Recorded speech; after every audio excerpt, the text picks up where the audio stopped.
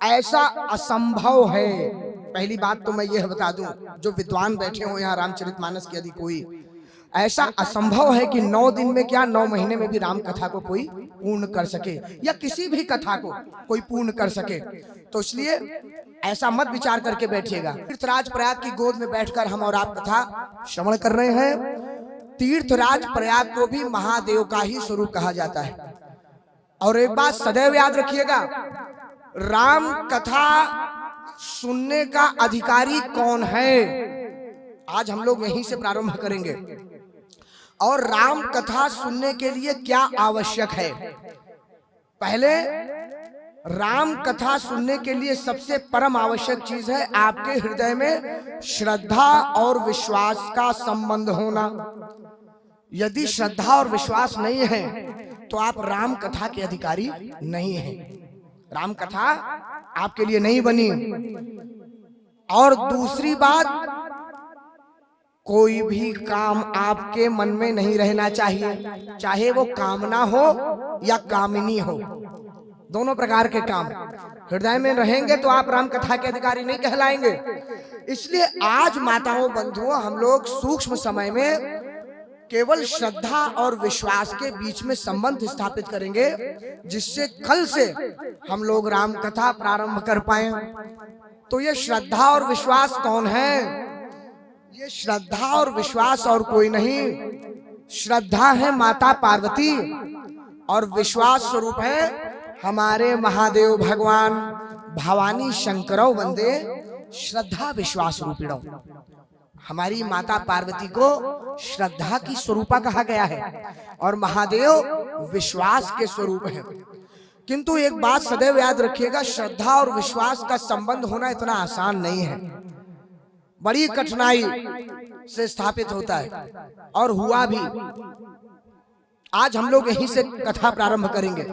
नावान्य पारायण पे भी मैं सुन रहा था, यही पाठ चल रहा है, हमारे विद्वान लोग कर रहे थे। ध्यान दीजिएगा, माता सती ने देह का त्याग कर दिया अपने पिता दक्ष के यज्ञ में जाकर के, और दक्ष प्रजापति के यज्ञ में जाके जब माता सती ने देह का त्याग किया, तत्पश्चात माता पार्वती का जन्म हुआ। यहीं से हम लोग आज कुछ सूक्ष्म चर्चा करेंगे। ध्यान दीजिए, क्या कारण था कि माता पार्वती का जन्म हुआ और क्या कारण था कि हिमालय जी के यहाँ ही हुआ। अरे कहीं और हो जाते, कोई और माता पिता बन जाते, क्या आवश्यक था कि हिमालय के यहाँ जाके हो। देखिए, माता सती जो दक्ष के यहाँ जन्म ली थी, और दक्ष का अर्थ होता है कुशल, इंटेलिजेंट, विद्वान, दक्ष, निपुण, दक्ष। तो जो व्यक्ति दक्ष होता है ना किसी कार्य में, उसे कहीं ना कहीं अभिमान आ जाता है। माता सती के साथ भी क्या हुआ कि दक्ष की बेटी थी तो पिता का ये गुण अंदर आ गया, और यही कारण था माताओं बंधुओं कि भगवान श्री राम को माता जानकी के लिए लीला करते हुए जब देखा माता सती ने, तो महादेव ने खूब समझाया, देवी इन पे संदेह न करना।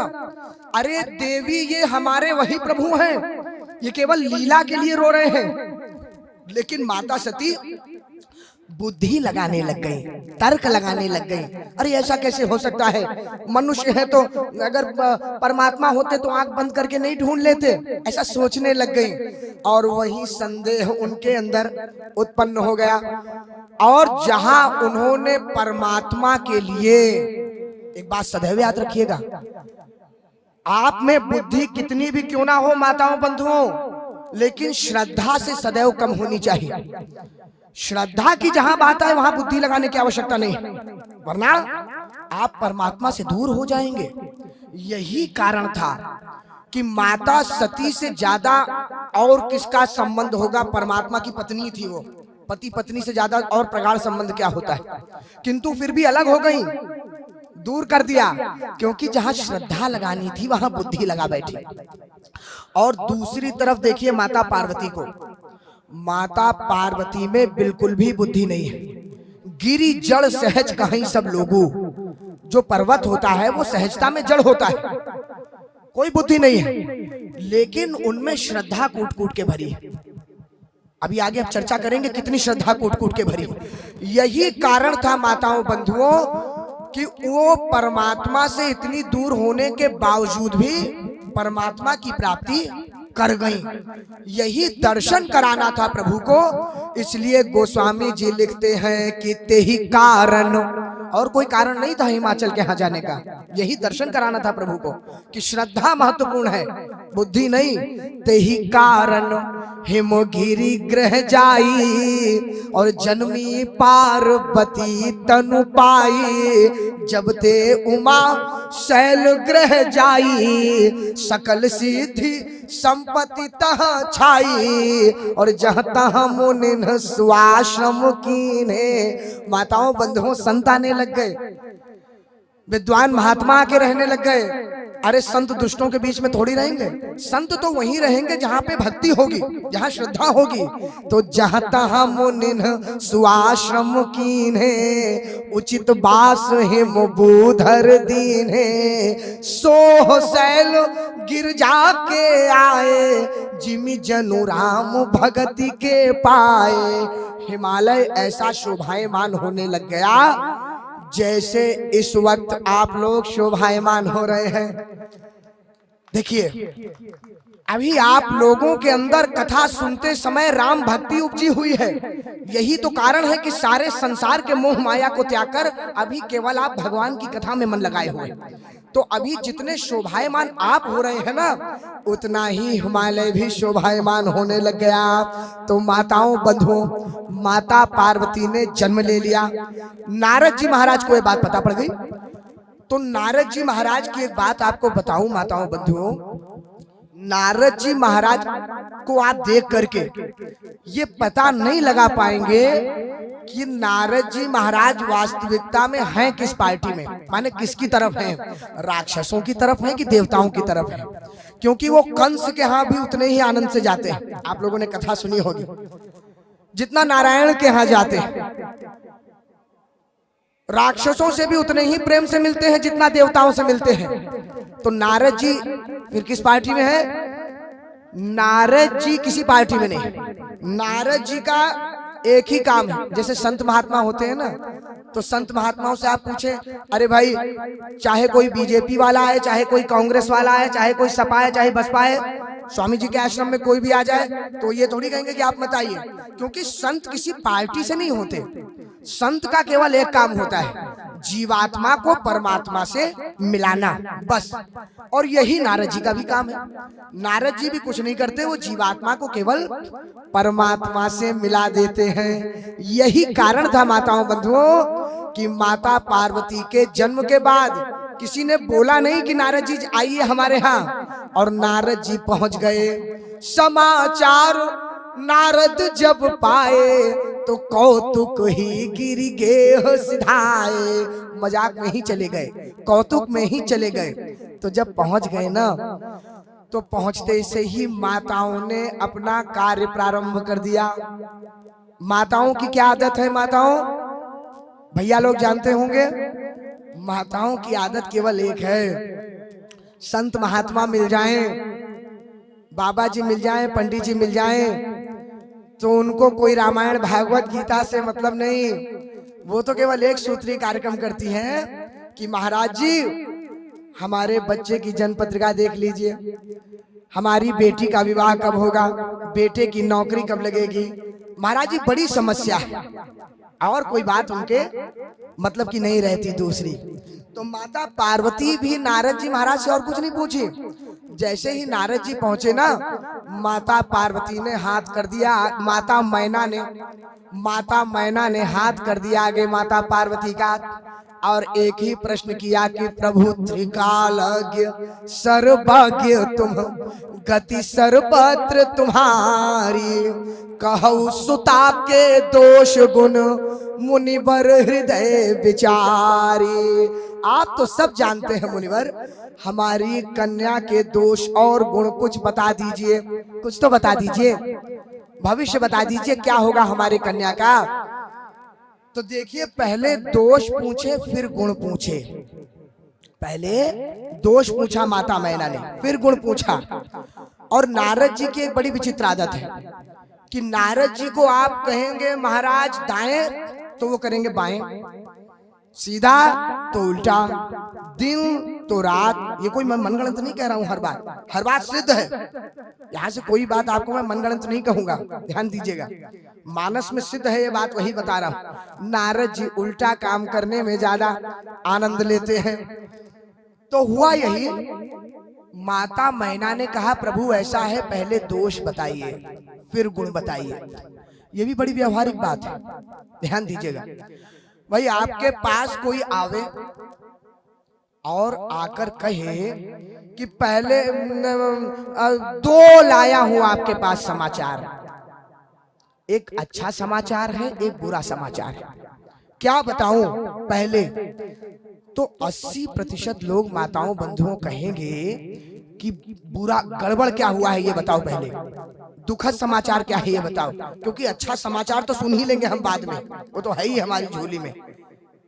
जबकि व्यक्ति ये नहीं समझता कि बुरा समाचार सुनने के बाद हो सकता है अच्छे समाचार सुनने का रस भी ना ले सके, लेकिन सबसे पहले चिंतित होकर कहता है बिगड़ा क्या है ये बताओ।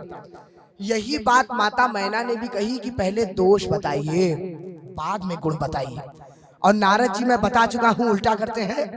तो नारद जी ने कहा कि अच्छा माता ने कहा है पहले दोष बताइए, और यदि हम पहले दोष बता दे तो फिर हमारे नारद जो नाम चलता है वो खराब नहीं हो जाएगा? हमारे नाम का क्या होगा, हमारी इमेज का क्या होगा? तो कहा कि दोष बताइए, और नारद जी शुरू हो गए कि सुंदर सहज सुशील सयानी, नाम उमा अंबिका भवानी, सब लक्षण संपन्न कुंवारी, होई है संतत पियहि प्यारी, सदा वचल यही कर यही वाता। आप बताइए ये दोष है कि गुण है? गुण है ना, बोला था दोष बताइए। तो सदा वचल यही कर यही वाता, यही तेजस पई है पितु माता, होई है पूज सकल जग माही, यही सेवत दुर्लभ कछु नाही, अरे यही कर नाम सुमिरी संसारा, तिय चढ़ी है पतिव्रत असिधारा, तो शैल सुलक्षण सुता तुम्हारी, आपकी कन्या तो बड़ी सुलक्षणी है। अब दोनों माता पिता गदगद हो गए, इतना सुनना था तो उनको लगा कि हमारे बच्चे में कोई दोष ही नहीं है, क्योंकि हमने तो पहले पूछा था दोष, बाद में पूछा था गुण, और इन्होंने तो दोष बताया ही नहीं, इसका मतलब मिला नहीं होगा, तभी तो गुण ही गुण बता दिए। बड़े प्रसन्न हो गए। तो नारद जी बोले ऐसा है कि पहले से खुश होने की आवश्यकता नहीं है, ज्यादा आप एडवांस में प्रसन्न ना हो जाइए। क्या बात तो पूरी होने दीजिए, क्या अभी भी कुछ बाकी है? बोले बिल्कुल बाकी है, सुनहूं जे अब अवगुण दोई चारी, 2-4 अवगुण भी सुन लीजिए। कुछ बुराइयां भी होती है बच्चों में कि केवल अच्छा अच्छा ही सुनेंगे आप। देखिए माताओं बंधुओं, ये बहुत व्यवहारिक बात मैं कह रहा हूं। और एक बात आपको बता दूं माताओं बंधुओं, 9 दिन हम लोग प्रयास करेंगे कि रामचरितमानस में व्यवहारिक दृष्टि क्या गोस्वामी तुलसीदास जी महाराज ने दी है। रामचरितमानस, मैं आपसे बार बार कहूंगा, ये संपूर्ण मानव जीवन दर्शन है। ये आपको जीवन जीने की कला सिखाता है। ये केवल पाठ के लिए नहीं है, आप ऐसा पाठ भी करिए परलोक सुधर जाएगा, लेकिन इस लोक में यदि रामचरितमानस से आपको कुछ चाहिए तो क्या अर्थ है अर्थाली का, क्या विशेषता है उसकी, क्या उपयोगिता है उसकी, ये जानना परम आवश्यक है। गोस्वामी तुलसीदास जी महाराज ने आचार संहिता लिखी है रामचरितमानस, इसलिए इस पर हम लोग अवश्य चर्चा करेंगे 9 दिन। तो क्या कह रहा था मैं कह रहा था नारद जी ने कहा दोष भी सुन लीजिए बच्चों के, केवल गुण गुण सुनना ही अच्छा लगता है क्या आपको? और माता पिता यही गलती कर जाते हैं। हर माता पिता को लगता है, पिताजी तो फिर भी समझदार होते हैं, माता जी को तो ज्यादातर यही लगता है कि मेरा बेटा लाखों में एक है, लाखों में एक, मेरे बेटे जैसा कोई नहीं है। और मान लीजिए माताओं, 2 बच्चों के झगड़े हो झगड़ जाए 2 बच्चे, तो जब उनकी मम्मी पहुंचेंगी ना तो पहली मम्मी कहेंगी तुम्हारे बच्चे ने मेरे बच्चे को बिगाड़ रखा है, तो दूसरी मम्मी आएंगी और वो कहेंगी नहीं नहीं मेरा बच्चा तो अच्छा है, तुम्हारे बच्चे ने मेरे बच्चे को बिगाड़ रखा है। अब जब दोनों ही अच्छे हैं तो फिर कौन बिगड़ा कौन है? देखिए, हर व्यक्ति में जड़ चेतन गुण दोष में विश्वकीन करतार, ऐसा कोई नहीं है इस संसार में जो गुण दोष जिसमें ना हो, सब में होते हैं। नो बडी इज परफेक्ट हम लोग कहते हैं। तो इसलिए अपने बच्चों के दोषों को नजरअंदाज मत करिए, प्रयास करिए कि उनको देख करके। और आज के युग में ये भी मैं बता दूं, आज इस आधुनिक युग में जब मोबाइल हावी है पूरे संसार पे, मैं आपको बहुत व्यवहारिक बात कर रहा हूं, बता रहा हूं। हम लोग कहते हैं, कई लोगों से सुनता हूं मैं, हमारे बच्चे घर से बाहर नहीं निकलते महाराज जी, मेरी बेटी तो कहीं जाती ही नहीं है, मेरा बेटा तो कहीं जाता ही नहीं है, घर में ही रहता है। लेकिन याद रखिएगा, वो जो मोबाइल है ना, उसमें सारा संसार भरा हुआ है। मैं ये नहीं कहता कि आधुनिकता से आप पीछे हो जाएं। अरे भाई, टेक्नोलॉजी बढ़ रही है, आप भी बढ़िए, लेकिन नजर रखना आवश्यक है, सचेत रहना आवश्यक है कि आपका बच्चा क्या उपयोग कर रहा है, क्या देख रहा है, क्या नहीं देख रहा, किससे बात कर रहा है, किससे नहीं कर रहा। परम आवश्यक है ये सब बातें आज के इस युग में। तो माताओं बंधुओं, नारद जी ने कहा थोड़े अवगुण भी सुन लीजिए, सुनहु जे अब अवगुण दोई चारी। क्या अवगुण है? बेटी में कुछ अवगुण है? बोले नहीं नहीं, सीधे अवगुण नहीं है, लेकिन घूम फिर के अवगुण उन्हीं को लगेंगे। क्या लगेंगे मैं समझा नहीं। नारद जी ने कहा दरअसल ऐसा है कि इनमें तो नहीं है, लेकिन इनके जो होने वाले पति होंगे ना, वो अगुण अमान मातु पितुहीना और उदासीन सब संशय छीना। संशय छीना माने लापरवाह, बेलॉस, केयरलेस, जोगी जटिल अकाम मन, नगन अमंगल वेश और वस स्वामी एहि कह मिलहि परि हस्त असिरेक। ऐसे पतिदेव मिलेंगे उनको, ऐसी रेखा डली हुई है उनके हाथ में। इतना सुनना था कि माता पिता तो दुखी हो गए। आप लोग विचार करिए, आप लोगों में से बहुत लोग बैठे होंगे जिनकी कन्या है, बेटी के पिता हैं। भगवान न करे आप लोग जब कन्या उत्पन्न होती है ना, तो कन्या उत्पन्न होने के बाद यदि माता पिता परमात्मा के पास कुछ मांगते हैं ना जाकर के, तो माताओं बंधुओं केवल यही मांगते हैं कि मेरी बेटी को जो पति मिले, जो दामाद हो हमारा, वो इस संसार का सबसे सुशील, सबसे यशस्वी, सबसे पैसे वाला, सबसे आज्ञाकारी, मेरी बेटी को प्रेम करने वाला ऐसा मिले, माने सर्वगुण संपन्न मिले।